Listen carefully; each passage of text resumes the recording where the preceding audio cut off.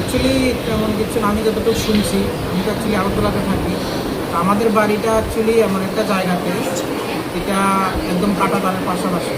আমাদের বাড়িতে এবং বাজারে যেতে হলে মাঝে যে রাস্তা, এই রাস্তা কাঁটাতারের পাশাপাশি হয়। তো ওই এলাকাতে বেশিরভাগই তো পাচারকারীদের আনাগোনা বেশি থাকে।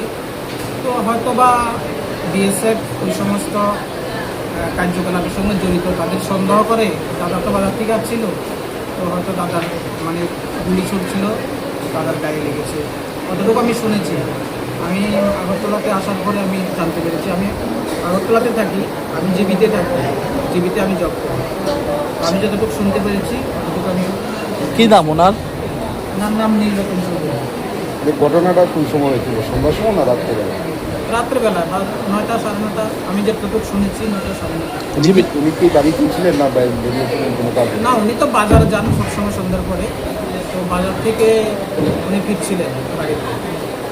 তো ওই সময় নাকি ঘটনাটা। এই যে গুলিটা মানে কোন জায়গাতে লাগলো? এটা অ্যাকচুয়ালি গুলি কি আমরা বুঝতে পারছি না, এটা আসলে কি গুলি না এটা দাদা পড়ে গেছিল, তো বা আমি ঠিক বলতে পারছি না। কিন্তু দাদা বলছে যে গুলিই করেছে। এই পায়ের মধ্যে? কিন্তু গুলি তো পাওয়া গেছে। বিএসএফ এর থেকে কেউ আসলো এই ঘটনা খবর?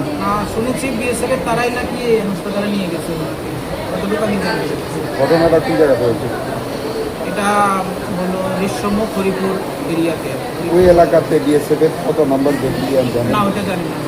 আমি অ্যাকচুয়ালি 13 বছর আমি নেই সেখানে, আমি এখানেই চাকরি করি জীবিত। এটা কি সীমান্তবর্তী এলাকা? সীমান্ত, একদম সীমান্ত লাগোয়া। আচ্ছা, কয়টার সময় জীবিত আইছে? তখন কয়টা বাজে? হ্যাঁ, 5:30 হচ্ছে। ঠিক আছে।